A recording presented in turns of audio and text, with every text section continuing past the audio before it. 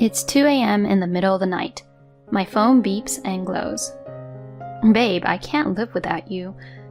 Hey, it's dark in front of me. My heart is in pain. Am I screwed up already? Hey, I'm in the other world now. The constant WhatsApp notifications and scary messages. I was dismayed that the other world was within range of my phone. I was also disgusted with myself for dating such a man. Hi, I'm Jenny. I've been longing for a job since I was a little girl. I am 27 years old, working hard every day. My friends are starting to get married here and there, but I still enjoy spending time and money for myself. I have a boyfriend, George, whom I have been dating for a year. We have been friends for a long time at our university. I was surprised when he suddenly confessed his feelings for me last year. But he is refreshing and has a sincere personality, so I accepted it willingly. I gladly accepted. He must know that I am a workaholic. I was hoping that he would support me to work hard. However, this man was the type who would change once we become lovers. One Wednesday, I was dragging my exhausted body after a hard day's work. I boarded the train on the opposite platform from my house. I headed for his apartment. As soon as I rang the intercom, he opened the door with a rush. Jenny, you're late. I missed you. I lightly push aside the 27-year-old man who tries to mimic crying at the doorway and enter the room. I told you, I was going to be late due to a meeting today. I miss you, you know? Yes. Jenny, that was cold. You used to be so nice to me. Really? I brush off his dissatisfied expression as he puffs out his cheeks. I heat up the half-price sticker lunchbox I bought at the supermarket in the microwave. Although he came home first and called me over, he doesn't even make me a cup of tea. Listening to him babbling on and on, I ate my meal, put the garbage away in a plastic bag, and got up. What? You're leaving already? I have work tomorrow. Oh, I'll miss you. Why don't you just stay? It's a long way from work. I'll come visit you again this weekend. Huh? I almost let out a sigh at the man pouting his lips. I miss you, I miss you, I miss you. It's all he keeps saying. I mean, I miss you too, because you insist on seeing me. I came to his apartment in the middle of the week in the opposite direction from my own house. He doesn't even know how I feel, and he stares up at me with staring eyes. And then he says the usual line. I know. We should get married soon and live together, don't you think? Good night. I said a quick goodbye to him and covered his lines. I left the room as if to run away. As a friend, he was honest and straightforward. But as soon as we became lovers, he turned into a spoiled, dependent type. Daily good morning, I'm on my lunch break with a picture of his meal. I'm back home. Message is a matter of course. At bedtime, I'm lonely to go to bed alone. He expects me to call him until he falls asleep. On weekends, of course, he is all over me. And when I try to go home on Sunday night, he stops me with crying. I can understand if we are just getting to know each other. Does he really love me that much? Some woman might be like, oh my god, he loves me so much. But I went out with him in the first place because I thought he was easygoing. I had no way of knowing that he would be so attached to me at all hours of the day. And it had been like this for the entire year we had been dating. Furthermore, while I was staying at his apartment, he forced me to do all the housework. In fact, he doesn't even vacuum on weekdays because I do it on weekends. The garbage from his lunch boxes and cup noodles that he would have eaten for dinner, the trash are piled up in the sink for the whole week. He puts all this on me, leaning on me like that, which made me exhausted both physically and mentally. While he could sense my exhaustion and frustration, he has no idea what's wrong with him, just because he was lonely, and just because he wants to hold on to me. He says, let's get married, right off the hook. Recently, he asked me, if we have a baby, can we be together forever? he started to say such a disturbing thing. A child with him is outrageous. This man is like a big baby. I've known him as a friend for a long time, so I have sentimental feelings for him. We have a lot of mutual acquaintances, so it's a little awkward to break up with him. Moreover, his outward appearance is fresh and good-looking, so people like him. If I make a bad move, I might become the bad guy and people might not like me. Still, I can't think of marrying him because I can't stand him. I began to think seriously about breaking up with him. One day out of the blue, I received a message from him saying, I have something important to tell you. "Is he seriously going to propose to me? Or did he finally run out of love with me, the cold, workaholic person I am?" I feel bad that I hope it's the latter. Depending on what he said, I decided to break up with him and arranged to meet with him. The day of our agreement, at the coffee shop where we were meeting, what came out of his mouth were unexpected words. I have cancer. What? I was stunned by what I had not imagined at all. Is it bad? When I asked him fearfully, he nodded his head while trembling. If I have an operation, it might be cured. But if it fails, I will probably have 6 months remaining. Oh no. The word life remaining made the blood in my head drop suddenly. I don't know what to say to him. He smiled brightly at me as if he feared for me. I'm sorry. You're busy and I have to talk to you about this. Don't worry about me. I'm just worried about you. Thank you. You're really kind. That's not true. No, that's not true at all. Because I've been thinking about breaking up with you because your love was too heavy for me. Without even noticing that you were sick. He holds my hand with a serious face. I'm such a pathetic person, but will you support me? Even the doctors have said it. He says that if I have hope to live, I might be able to overcome this. You are the most important person in the world to me. George. When I get better, will you marry me? What? You don't have to answer me right now. I'll wait for your answer. With that, he patted my head and left the restaurant before I could. I was left with the words "the rest of my life" and marriage. I couldn't get up. For the next half-month, all I could think about was him. I thought I was having such a bad time that I wanted to break up with him. I only remembered the good times. If he only had a few days left to live, I want to support him until the end. I want to do what I can if my existence is the source of life for him. But when he asks me to marry him, I hesitate. Even if he sensed it, would I be able to spend the rest of my life with him? Is that what I want for my life? I cry every day with anxiety, sadness, and hesitation. I was unable to come up with an answer. At that time, I happened to run into his mother at the train station. He used to take me to his parents' house often, so I knew his mother well. "Oh, Jenny, it's been a while." "Hi, ma'am." Seeing her talking to me with a nice, friendly smile, I felt a squeeze in my chest. If her son goes ahead of her, such smile will fade away. I felt sick to my stomach. And with that momentum, I bowed deeply to his mother. "Ma'am, please let me marry George." "What?" She rolled her eyes. Of course, if someone suddenly asks you to let her marry your son in front of a train station, you can't help but be puzzled. She could not help but be perplexed. So I said my thoughts as best as I could. Even if George has only 6 months left to live, I want to support him as his wife until the end. What? I will study about the disease and do my best to be useful, so... Oh, wait a minute. What are you talking about? What? What do you mean George has only 6 months to live? What? What? It was my turn to open my eyes at her words.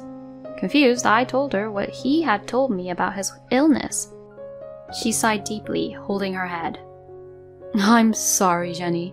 That's just his crazy story. Huh? He's been trying to get people's attention for a long time. making exaggerated pleas for something that wasn't even a serious illness. Even though he's not even very sick, he's always used a fake illness. I can't believe he still does that now that he's grown up. No way, but the fact that I don't know about George's illness is proof of that. There's no way he wouldn't have told us, given his personality. What? No way. Then what's the point of me crying for the past half-months? Jenny. She has just exposed her son's lie. She drops her gaze apologetically. His illness and 6 months to live are all lies. Probably a way to get my attention and get me to marry him. Anger welled up in my head as I realized the situation.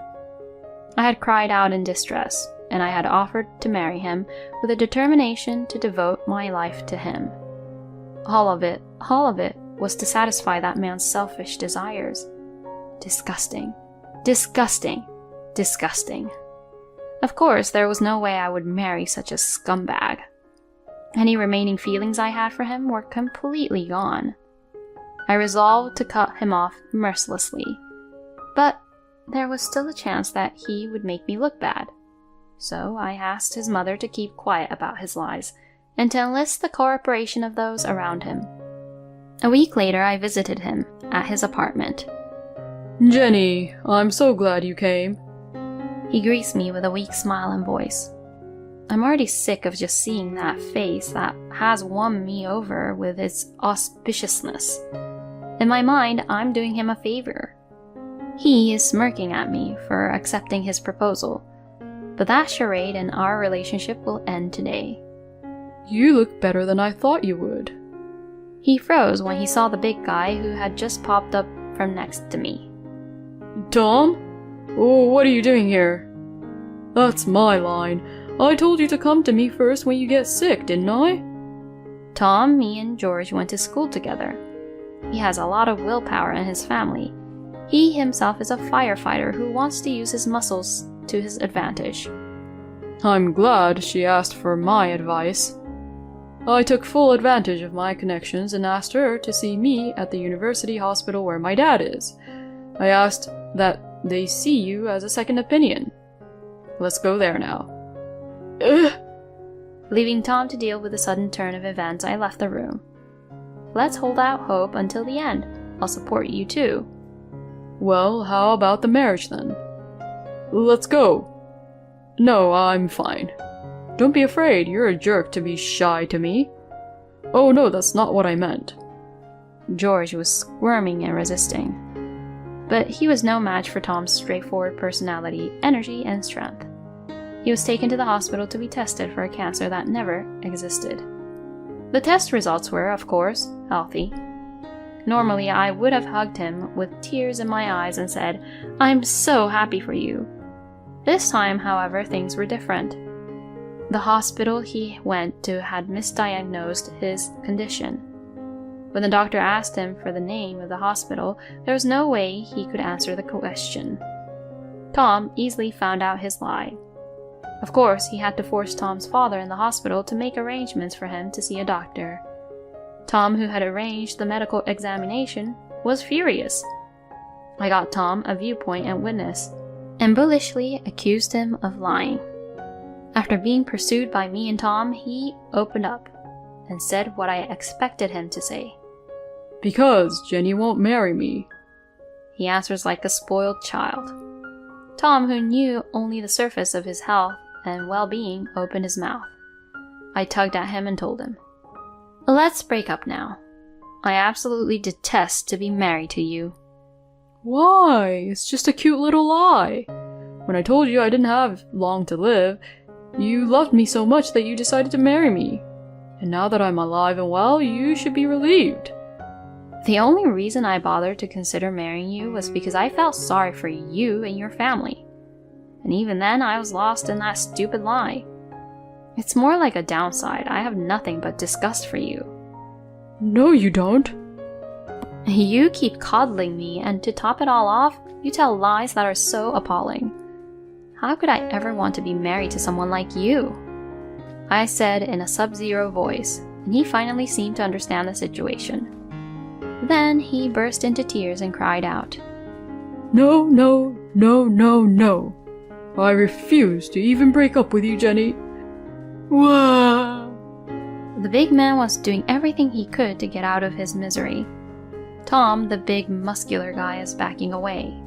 I was a little relieved to see that this was still a bizarre sight. I pushed Tom off his back, unable to take my eyes off the strange man, and we walk out of the apartment. George, noticing that I was not at all distracted, rushes over to me. Wait, Jenny. See, I can't live without you. That's another lie, right? No, it's not. Once you tell a flat-out lie, you'll never be trusted again. Goodbye. Wah! I left George bawling like a howling wolf. I closed the door to his apartment. Thus, I had finally parted with the man who looked like a baby crying old man. Tom, who had cooperated with me, he explained in detail to the people around me why I had broken up with George. Most of my friends began to show up for me. Some of my friends tilted their heads and said, "That's enough lying."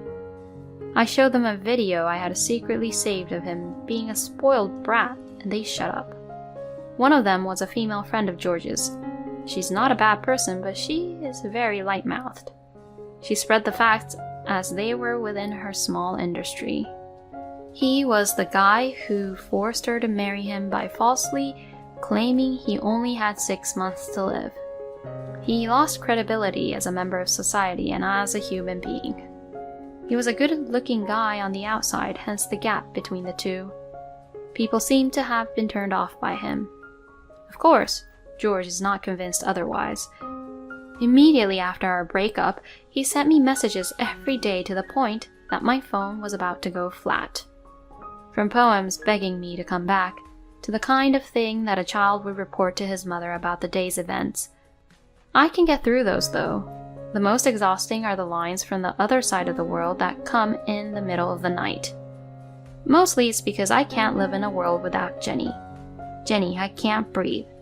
Ah, it's dark in front of me. Help me, Jenny. It seems I've come to the other side. This is how it ends. I'm a little moved by the possibility. However, the last line made me lose my mind. And then, he who should have gone to the other world. The next day, he sends me a normal message as usual. It's crazy, even insane.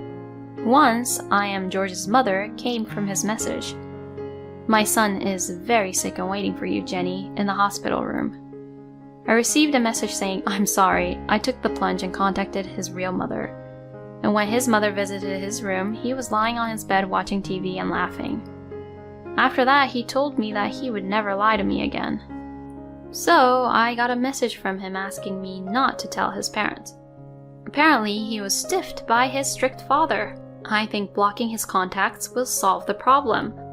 But it is not such an easy problem. I am afraid that if I cut off contact with him, he will retaliate in a panic. It is difficult to find the right timing. Of course, after I broke up with him, I did not go home. I have been staying at a friend's house. I can't stay there for long, though. It was right around that time that the company was talking about launching a new messenger. I took the initiative and raised my hand to take the case. I packed up my apartment and got on the train to the new location. I blocked his contact number. Thus, I was able to disassociate myself from that foolish and pathetic man.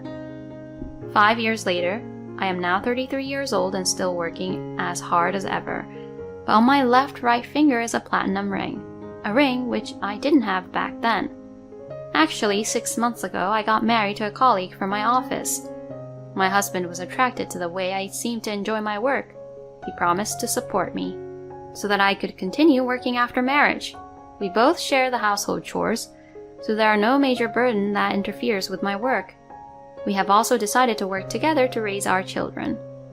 Friends who work with George occasionally report his dire situation. He has lost his credibility and his work is not going well. Apparently, even when he gets a new girlfriend, he is quickly dumped. Even at 27, he's in pain, but he's now a 33-year-old man. It would be an even worse sight if a 33-year-old guy was turning into a baby. And he seems to be constantly looking for me, saying, I'm sure Jenny will return. And he seems to be looking for me. And he's saying Jenny is just being mean. He says that someone should tell me that George is not mad at me and to come home. And apparently he's also having horrible delusions of being a good guy.